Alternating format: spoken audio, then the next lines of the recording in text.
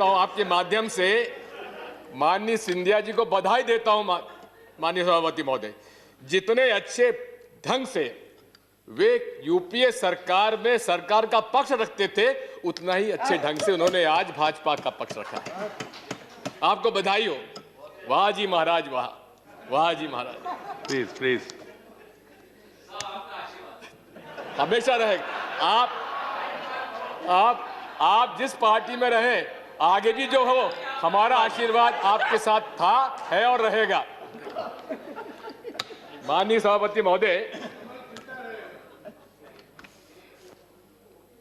माननीय महामहिम राष्ट्रपति जी के अभिभाषण का मैं विरोध इसलिए करता हूं क्योंकि वास्तविकता का उल्लेख इसमें कहीं नहीं है। 2014 में पहली बार भारतीय जनता पार्टी की विचारधारा का शुद्ध बहुमत के आधार पर प्रधानमंत्री चुना गया और इन 6-7 वर्षों में उन्होंने क्या क्या वादे किए थे और क्या क्या वादे निभाए, इसका कहीं उल्लेख नहीं है। विदेशों से काला धन आएगा, सुप्रीम कोर्ट के निर्देशन में एसआईटी बनेगी, इसका कहीं उल्लेख नहीं है। 2 करोड़ रोजगार मिलेंगे, उसका कहीं उल्लेख नहीं है। बेहतर अर्थव्यवस्था होगी, उसका कहीं उल्लेख तो है लेकिन गलत आंकड़े दिए गए। Maximum government and minimum governance, जी हां, ये उन्होंने पालन किया क्योंकि टोटल गवर्नेंस आज पीएमओ के पास है, बाकी मंत्रियों के हाल हो आप जानते हैं। मैं पूछना चाहता हूं, रोजगार मिला नहीं, कालाधन आया नहीं, भ्रष्टाचार समाप्त हुआ नहीं, अर्थव्यवस्था बेहतर हुई नहीं, इन सब बातों का उल्लेख राष्ट्रपति जी के अभिभाषण में नहीं है। हमारे अर्थव्यवस्था ग्लोबल रिसेशन के बाद धीरे धीरे सुधरने लगी थी। 2014 के बाद पहला निर्णय नरेंद्र मोदी जी ने लिया नोटबंदी का, और उस नोटबंदी में डॉक्टर मनमोहन सिंह जी का जो बयान था, मैं इसी राज्यसभा के सदन में, it is a monumental mismanagement will hurt small and MSME, unorganized sector, agriculture, and the poor. It is an organized loot and legalized blunder, and there will be a 2% drop in the GDP. जो उन्होंने कहा था, एक एक बात सही निकली है। नोटबंदी के लिए ये कहा गया था कि भ्रष्टाचार समाप्त हो जाएगा, काला धन वापस आ जाएगा, आतंकवाद समाप्त हो जाएगा, फेक करेंसी समाप्त हो जाएगी। उस समय डिजिटल ट्रेडिंग की वकालत माननीय प्रधानमंत्री जी ने की थी। उस समय circulation of currency 17.5 lakh crore था। आज 2021 में circulation of currency has gone up to 27.8 lakh crore. What has happened, Honorable Prime Minister? Will you please answer? Or Honorable Finance Minister, will you please give us the details? अर्थव्यवस्था बिगड़ी, 50 लाख लोगों को बेरोजगार होना पड़ा, नौकरियां गई, अनऑर्गेनाइज सेक्टर और हमारे एमएसएमईज ये पूरे तरीके से बर्बाद हो गए और आज तक वे उठ नहीं पाए हैं। आप लोग कानून लाए, आपके एजेंडे में था, धारा 370 समाप्त करेंगे, आपने किया। लेकिन अटल जी ने जो बात कही थी कश्मीर समस्या के बारे में, जब उनसे पूछा गया कि इसका हल क्या है, उन्होंने कहा इसका हल है जमहूरियत, कश्मीरियत और इंसानियत। इन 370 का कानून जब आप लाए तो कहीं भी किसी प्रकार से ना जमहूरियत नजर आई, ना इंसानियत नजर आई और ना कश्मीरियत नजर आई। क्या आतंकवाद समाप्त हो गया? आज भी आतंकवाद समाप्त नहीं हुआ है। और यदि आप आंकड़े देखेंगे तो पूरे तरीके से पिछले वर्षों की अपेक्षा कहीं ज्यादा लोग आतंकवाद की गतिविधियों में आहत हुए हैं, हमारे सिक्योरिटी पर्सनल आहत हुए हैं। और जो कश्मीर घाटी के लीडर्स जिन्होंने भारतीय संविधान के अंतर्गत हमेशा चुनाव लड़े, सरकारें बनाई, आपने उन सब लोगों को जेल में बंद कर दिया। क्या यही जमहूरियत है? यही इंसानियत है? और यही कश्मीरियत है? आप सीए एनआरसी लाए, ठीक है, आपके पास बहुमत है, आप लाए, लेकिन नरेंद्र मोदी जी ने 2014 में कहा था सबका साथ सबका विकास। 2019 में उन्होंने जोड़ दिया सबका विश्वास। मैं पूछना चाहता हूं, क्या इस देश के लोगों का विश्वास सीएए और एनआरसी लागू करने के लिए उनका विश्वास उन्होंने लिया? क्या उन वर्गों का उन्होंने विश्वास लिया जो कई दिनों तक ठंड में आंदोलन करते रहे? आज यदि आप देखेंगे तो पूरे तरीके से ये धीरे धीरे ये सरकार विश्वास खोती जा रही है। मैं अनुरोध करना चाहता हूं, बहुत कुछ बातें हमारे सिंधिया जी ने और हमारे मित्रों ने यहां कही है कोरोना वायरस के बारे में। पहला केस चाइना में डिटेक्ट हुआ दिसंबर 2019 में।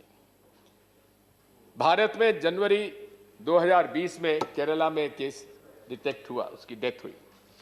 राहुल जी ने 12 फरवरी 2020 को यह बयान दिया था कि ये पेंडेमिक आ रहा है, होशियार हो जाइए। फिर उन्होंने दोहराया 3 मार्च 2020 कि इसमें आप सचेत हो जाइए, इसकी तैयारी करिए। उनके बयान का मखौल उड़ाया गया। 5 मार्च को पार्लियामेंट में स्वास्थ्य मंत्री जी ने कहा घबराने की बात नहीं है, हम बिल्कुल ठीक हैं। माननीय, मैं आपसे पूछना चाहता हूं कि हमने केवल चाइना और हांगकांग के आने वाले लोगों की स्क्रीनिंग करी, लेकिन उस समय तक 20 राष्ट्रों में कोरोना के केसेस आ चुके थे, रिपोर्ट हो चुके थे। लेकिन प्रधानमंत्री जी को अंतर्राष्ट्रीय अपनी ख्याति प्राप्त करने के लिए नमस्ते ट्रंप का आयोजन करना जरूरी था। 24 और 25 फरवरी को उस देश से जहां की कोरोना वायरस के केसेस थे, उनके लिए लाखों लोगों को नमस्ते ट्रंप के नाम पर उनको इकट्ठा किया गया और यहां के अहमदाबाद की गरीबी और झुग्गी झोपड़ी को ना देख पाए, उसके लिए दीवार खड़ी कर दी गई। मैं आपसे पूछना चाहता हूं कि आपने, माननीय सिंधिया जी, किस प्रकार से भारतीय जनता पार्टी को बहुमत मिला मध्य प्रदेश में, उसका उल्लेख कर रहे थे। मैं उनसे अनुरोध करना चाहता हूं कि 2018 का चुनाव आप और हम सब लोगों ने मिलकर चुनाव लड़ा था। किन कारणों से वे पार्टी छोड़कर भाजपा की शरण में गए मैं नहीं जानता, वो ज्यादा जानते होंगे। लेकिन जिस प्रकार से कोरोना वायरस के प्रकोप को टालने के लिए उन्होंने उसको टाला, क्यों टाला? क्योंकि मध्य प्रदेश की सरकार बनाने के लिए उनको समय चाहिए था और जिस दिन सरकार उनकी बन गई उस दिन उन्होंने लॉकडाउन लगा दिया।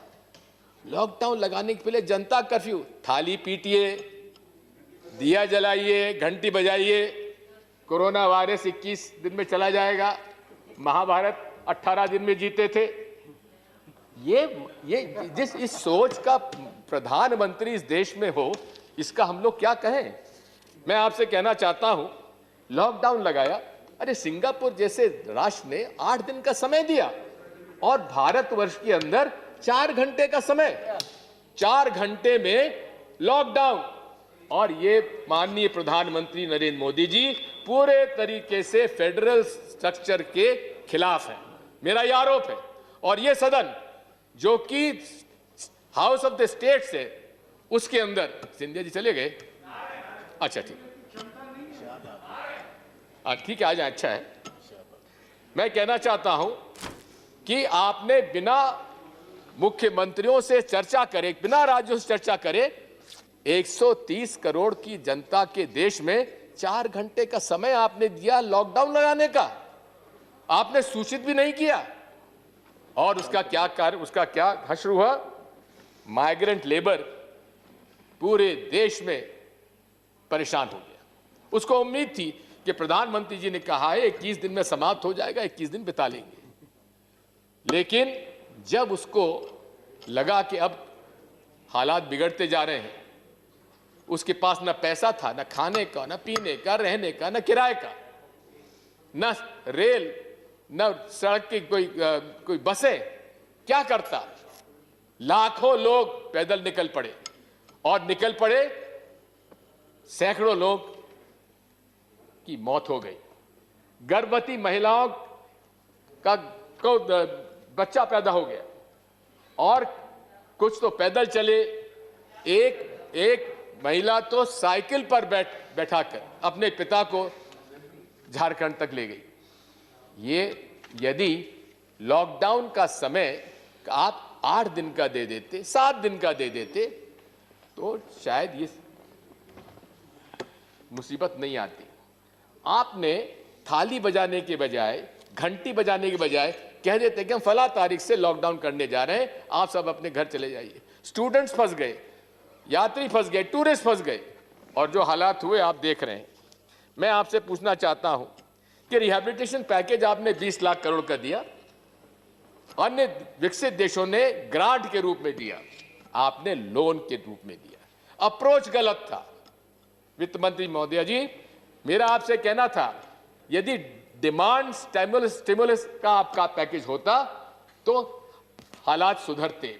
लोगों को उनके हाथ में पैसे की आवश्यकता थी, लोन की आवश्यकता नहीं थी।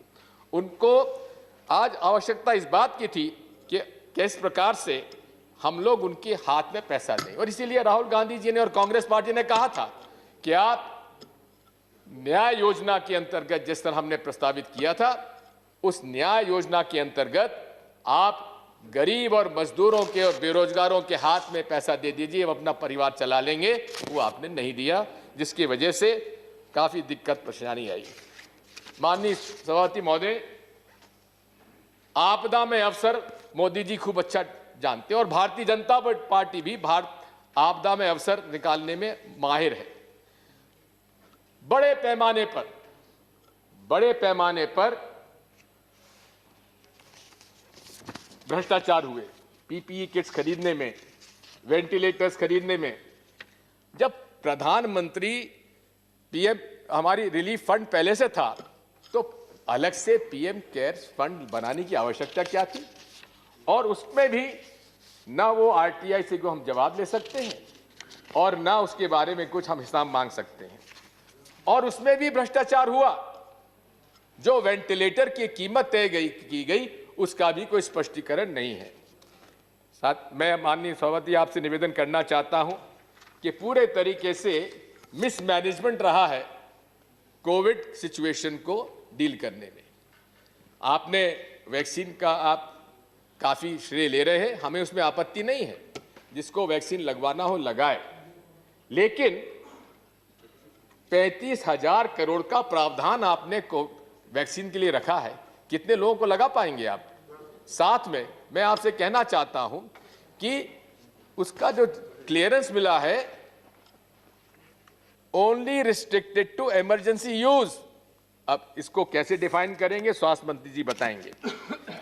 मैं आपसे अनुरोध करना चाहता हूं कि पिछला सत्र राज्यसभा के इतिहास, संसदीय इतिहास में काला सत्र माना जाना चाहिए।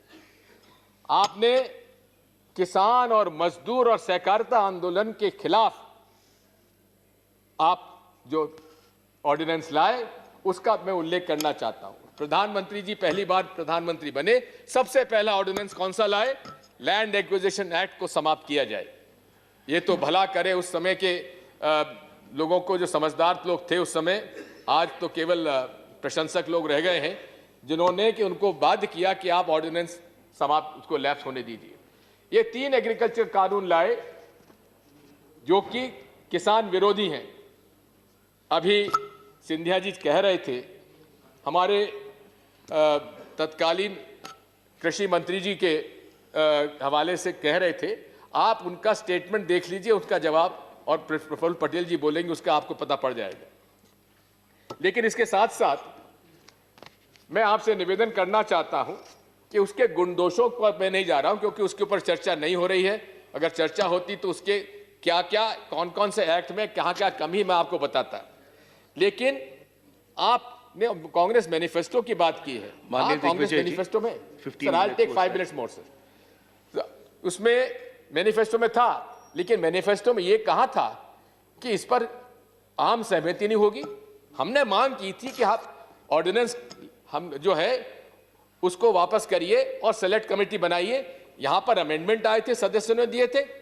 मुझे इस बात का दुख है, मैं बहुत सम्मान करता हूं सभापति महोदय का, लेकिन मैं अपनी सीट पर था और अपनी सीट से मैंने डिवीजन मांगा, लेकिन डिवीजन नहीं दिया। इसके बारे में कौन जिम्मेदार है? आज यदि किसान घर द्वार छोड़कर अगर दिल्ली के आसपास बैठे हुए हैं, आप कहते हैं कि तो षड्यंत्र है, कांग्रेस करा रही है। श्रीमान, मैं आपकी आज्ञा से माननीय प्रकाश सिंह बादल जी ने जो पत्र लिखा प्रधानमंत्री जी को, उसको पटल में रखना चाहता हूं। उन्होंने साफ कहा है, आज अकाली दल सबसे पुराना एनडीए अलाइ पार्टनर है उसका, शिवसेना जी भी उनसे अलग हो गई। ये सब लोग प्रधानमंत्री की जो मोदी जी का जो अहम और अहंकार है, उसकी वजह से आज परेशान है। मैं आपसे कहना चाहता हूं कि इसके बारे में पूरी तरीके से ये किसान विरोधी है। अभी हम लोग चर्चा नहीं कर पा रहे हैं जो ट्रेड यूनियंस के बारे में, जो मजदूरों के हक में 44 कानूनों को खत्म करके 4 उन्होंने लेबर कोड बनाए हैं, उस पर चर्चा नहीं हो रही है। कोई ट्रेड यूनियन से चर्चा नहीं कर रहे। भारतीय मजदूर संघ ने भी उसका विरोध किया है। जिस तरह से कृषि जो किसानों विरोधी कानून का भारतीय किसान संघ भी उसका विरोध कर रही है, ट्रेड यूनियन में भारतीय मजदूर संघ विरोध कर रहा है। लगता है मोदी जी को अब राष्ट्रीय स्वयंसेवक संघ के संबंध ज्यादा नहीं रखना है। किस अहम और अहंकार में डूबे मैं नहीं जानता। लेकिन साथ में मैं आपसे कहना चाहता हूं कि सहकारिता का आंदोलन भी समाप्त करने का बैंकिंग रेगुलेशन एक्ट का प्रोविजन आप देखेंगे, वो भी ऑर्डिनेंस आया है, जिसमें कि अब शेयर्स, कोऑपरेटिव के विभाग के शेयर्स लिस्टेड होंगे अब शेयर बाजार में। इसका मतलब यह है कि कोई भी बड़ा आदमी कोऑपरेटिव सेक्टर के किसी भी बैंक या मार्केट फेडरेशन में ये उसमें शेयर खरीद सकता है। मैं आपसे कहना चाहता हूं, सहकारिता आंदोलन के भीष्म पितामह सरदार वल्लभ भाई पटेल की आपने 600 फुट की मूर्ति तो बना दी, लेकिन उनकी जो विचारधारा था, उनका जो सोच था सहकारी आंदोलन का, जिसके माध्यम से किसानों के प्रोसेसिंग को इन्वॉल्व करके सारा, आज अमूल एक हमारा एक ऐसा एक इंस्टीट्यूशन है जिसमें किसान को लगभग 70% उसका वैल्यू मिल जाता है। आज उनकी आत्मा को आपने खेत पहुंचाया है। मूर्ति बना दी आपने, लेकिन उनकी जो सोच थी, विचार थी, उनकी आत्मा थी किसानों की, उसको आपने खंडित किया है। मैं आपसे अनुरोध करना चाहता हूं कि हमारा विवाद, हमारा आज भाजपा से हमारा विचारधारा का विरोध हो सकता है, लेकिन व्यक्तिगत कोई विरोध नहीं है। लेकिन जिस प्रकार से माननीय मोदी जी ने इन 7 सालों में जिस प्रकार से प्रधानमंत्री पद का उपयोग केवल अपने विरोधियों को समाप्त करने में लगा है, इस मामले में मैं आपसे कहना चाहता हूं, अभी किसानों से चर्चा करने के लिए उन्होंने बस 2 मिनट्स मोर उन्होंने ठीक है कृषि मंत्री जी को लगाया, साथ में पीयूष गोयल जी को रखा। पीयूष गोयल जी का कोई लेना देना है किसानों से? अरे किसी को रखना था तो राजनाथ सिंह जी को रखना चाहिए था। किस प्रकार से राजनाथ सिंह जी पूरे किसान आंदोलन के पक्ष में रहते थे। हमेशा मैंने उनके 2 वीडियो देखे हैं। राकेश टिकैत के साथ उन्होंने जो इस भावना से उन्होंने बात की थी कि चाहे कांग्रेस का हो चाहे भाजपा का हो, हम किसान के साथ हैं, हम किसान का साथ देंगे। इस प्रकार से उन्होंने पूरे तरीके से किसानों का साथ देने का वादा किया। पंजाब में केसरिया पगड़ी लगाकर उन्होंने वादा किया था हम किसानों का साथ देंगे। राजनाथ सिंह जी का उपयोग आपने समझौते में करने में क्यों नहीं लगाया? पीयूष गोयल जी किसानों का प्रतिनिधित्व करेंगे। मैं आपसे अनुरोध करना चाहता हूं आखिरी में, जिस प्रकार से किसानों के खिलाफ, मजदूरों के खिलाफ, सिविल राइट्स एक्टिविस्ट के खिलाफ सेडिशन के केसेस लगाए जा रहे हैं, पत्रकारों के खिलाफ उन पर केसेस लगाए जा रहे हैं, मैं आपसे अनुरोध करता हूं कि हमारे भूतपूर्व प्रधानमंत्री माननीय अटल बिहारी वाजपेयी जी ने ये बात कही थी कि कल मैंने इस बात को कोट किया था उनको कि यदि किसी भी लोकतंत्र में यदि लोगों के भावनाओं को देशद्रोह के राजद्रोह के रूप में देखा जाता है तो फिर शुरुआत होती है तानाशाही की। मैं अनुरोध करना चाहता हूं, माननीय हमारे रविशंकर प्रसाद जी बैठे हैं, गहलोत जी बैठे हैं, आप लोगों को बहुमत मिला है, हम उसका मान करते हैं, लेकिन जिस प्रकार से आज देश में पूरे तरीके से लोगों को डिसेंट, आज लोकतंत्र में तो dissent is essence of democracy, उसमें जिस प्रकार से लोगों को जेल भेजा जा रहा है। भीका कोरेगांव केस में लोग सुधा भारद्वाज जो कि पूरे तरीके से वहां पे यूएस में हार्वर्ड प्रोफेसर थी, आज 3 साल से उनके साथ उनके अनेक सिविल राइट्स एक्टिविस्ट जेल में बंद हैं, जमानत नहीं हो पा रही है। आखिर ऐसा क्या दोष था उनका? इतना ही तो था कि उन्होंने भीका कोरेगांव के अंदर उनका पक्ष लिया जो वंचित थे, दलित थे। मैं इसी के साथ आपसे अनुरोध करता हूं कि किसी हालत में हम इस धन्यवाद प्रस्ताव के पक्ष में नहीं हैं, हम इसका विरोध करते हैं। धन्यवाद।